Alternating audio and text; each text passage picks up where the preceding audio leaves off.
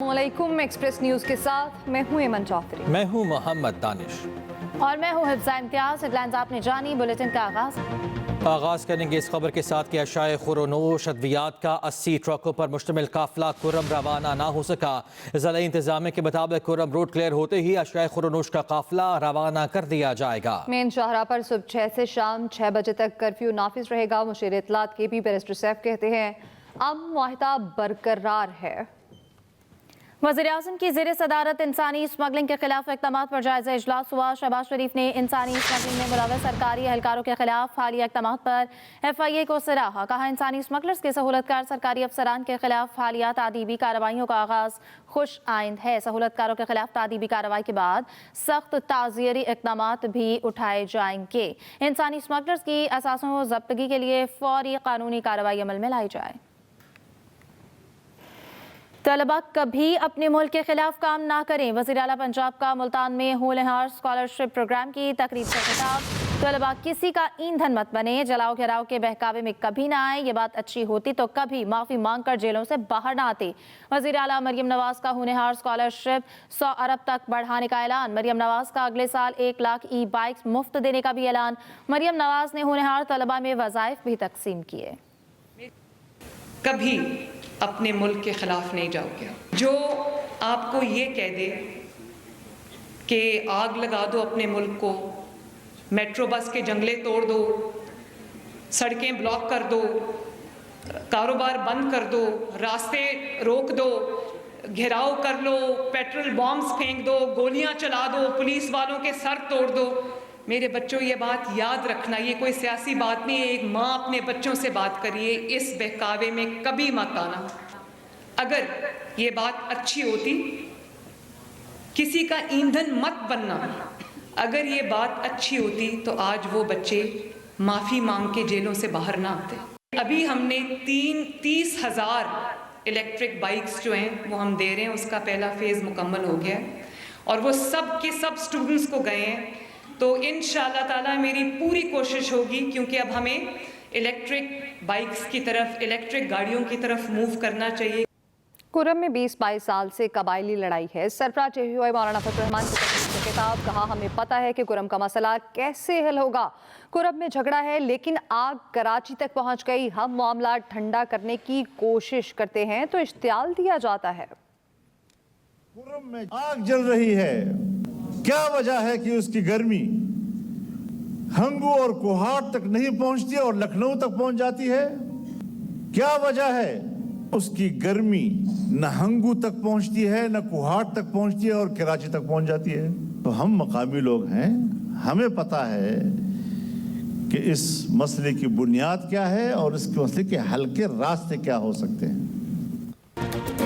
Welcome back. Test series बचाने का यह मिशन है। केप टाउन टेस्ट का चौथा रोज, दूसरे इनिंग्स में पाकिस्तान की मज़ामत जारी। 5 विकेटों के नुकसान पर 398 रन बना लिए। कप्तान शान मसूद की ज़ेमादाराना बैटिंग, 145 रन बनाकर आउट हुए। खुर्रम शहजाद 18, कामरान खुर्रम 28 और शकील 23 रन बना सके। 23 रन का खसारा अब भी बाकी है। फॉलोऑन का शिकार पाकिस्तानी टीम पहली इनिंग्स में 194 रन पर आउट हुई। टेस्ट सीरीज बचाने का मिशन।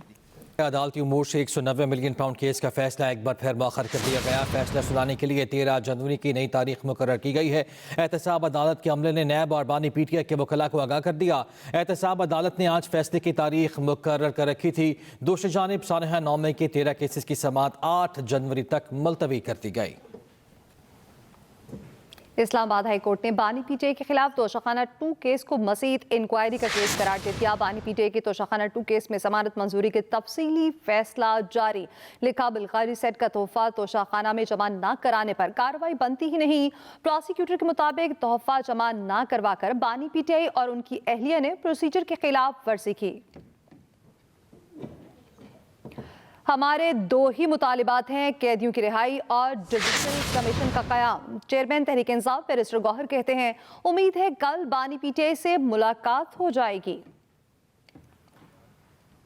2 मीटिंग हुई है और तीसरी मीटिंग होनी है, और तीसरी मीटिंग के लिए हमारी कमेटी है। कमेटी ने ये उनको कहा था कि पहले खान साहब से मशवरा करेंगे, उनसे मुलाकात करेंगे, फर्दर इंस्ट्रक्शन लेंगे, फिर जो मुतालिबात हमारे ऑलरेडी खान साहब ने 2 मुतालिबात रखे वो तो कम्युनिकेट हम कर चुके हैं। उसके सिलसिले में उम्मीद थी कि आज मुलाकात हो जाएगी, लेकिन अभी तक कोई परमिशन का पता नहीं है। आज नहीं तो इंशाल्लाह कल मुलाकात होनी चाहिए। बुशरा बीबी इस प्रोसेस में बिल्कुल इन्वॉल्व नहीं है। ये किसी ने गलत इन्फॉर्मेशन दी है कि बैकडोर चैनल कोई चल रहा है और बुशरा बीबी के साथ भी कोई मुज़ाकरात चल रहे हैं। मैंने उसकी तरदीद की है और बिल्कुल ऐसी बात नहीं है। हमारी जो कोई बैकडोर चैनल नहीं है, कोई मुज़ाकरात नहीं हो रहे हैं। मुज़ाकरात अगर हो रहे हैं तो यही एक कमेटी है जो खान साहब ने कंस्टिट्यूट की है। 2 ही मुतालिबात रखे हैं और इन्हीं की 2 ही मीटिंग हुई, इसके अलावा कहीं भी कोई मीटिंग नहीं हुई। बानी पीटीआई असल रसीदें दिखाएं तो रिहा हो जाएंगे। बानी पीटीआई ने मुल्की खजाने को अपना पैसा समझा। मुल्क के 50 अरब रुपए खाएं और आपसे कोई पूछे भी नहीं। इमरान न्याजी साहब लोगों से रसीदें मांगते थे, वो सबको कहते थे रसीदें दिखाओ। जब उनसे कहा गया कि अपनी रसीदें दिखाओ तो उनकी रसीदें बोगस निकली। तो अगर वो असली रसीदें दिखा देंगे तो वो रिहा हो जाएंगे। मुल्क का अगर 50 अरब रुपया आप खा जाएं और आप कहते हैं कि मैंने डिकार भी नहीं मारना और मुझे कोई पूछे भी ना, तो ये किसी मुल्क के अंदर हो सकता है? यानी कि आपने जो अपने तहाइफ की रसीदें दी हैं, उन रसीदों के बकौल तो वज़ीर आज़म को सस्ते तोहफे मिले हैं और उसके अमले को महंगे तोहफे मिले हैं। वज़ीर आला पंजाब मरियम नवाज ने कहा है कि सऊदी अरब बड़ा भाई है, दोनों ममालिक के अवाम के दिल यकसा धड़कते हैं। वज़ीर आला पंजाब से सऊदी अरब के सूबा हैफराबातिन के साबिक गवर्नर शहजादा मंसूर ने मुलाकात की, जिसमें 2 तरफ़ा ताल्लुकात और बाहमी ताउन पर तबादला ख्याल किया गया। पंजाब में सरमायाकारी के मौक़े पर भी गुफ्तगू हुई। मरियम नवाज ने इंफ्रास्ट्रक्चर, सेहत, तालीम और मजहबी सयाहत के शोबों में सरमायाकारी की दावत दी। वज़ीर आला ने कहा कि सूबे में कारोबारी माहौल बेहतर बनाने के लिए सिक्योरिटी और मेरिट को यकीनी बनाया गया है। सऊदी सरमायाकारों को स्पेशल पैकेज के तहत मर्रात दी जाएंगी, जबकि शहजादा मंसूर ने कहा सऊदी अरब हमेशा पाकिस्तान के साथ खड़ा रहेगा। वेलकम है। पूरा बात करेंगे। एक जमात के लीडर डील करके बाहर चले जाते हैं और डील करके वापस आ जाते हैं। एक जमात है जिसके लीडर कहता है मुझे आज़ाद कराओ, वरना वो IMF को खत लिखने लग जाते हैं। सीनियर वजीर शर्जीना मेमन का सिंध असम्बली में इज़हार ख्याल कहा, अभी जेल में 1 साल नहीं हुआ और पाकिस्तान के खिलाफ हर काम करने के लिए तैयार हैं। यहाँ पे सिवाय भुट्टो खानदान के कोई एक ऐसी जमात बताएं जिसके लीडरान ने कोई जान के नजराने दिए हो, कोई एक जमात में बता दे। मुख्तलिफ जमातों के ऊपर जब भी मसले आए तो कोई एक जमात जो कि मुआहदे करके चली जाती थी मुल्क से बाहर, या डील करके आते थे, डील कर जाते थे, या एक जमात है जिसका लीडर कहता है कि मुझे आजाद कराओ, वरना मुझे आजाद नहीं करवाया तो IMF को कहता है कि पाकिस्तान के पैसे बंद कर दो। बैरून मुल्क से धमकियां दिलवाना शुरू करता है पाकिस्तान को। मक्का मुकरमा और मदीना मुनव्वरा समेत सऊदी अरब के मुतादिद इलाकों में गरज चमक के साथ तेज़ बारिश हुई। अरब मीडिया के मुताबिक मदीना मुनव्वरा के मुतादिद इलाकों में गरज चमक के साथ मूसलाधार बारिश और जालाबारी हुई। बारिश का सिलसिला वक्फे से जारी रहा। मस्जिद नबी सल्लल्लाहु अलैहि वसल्लम में बारिश के दौरान ज़ायरीन ने बारान रहमत पर अल्लाह का शुक्र अदा किया।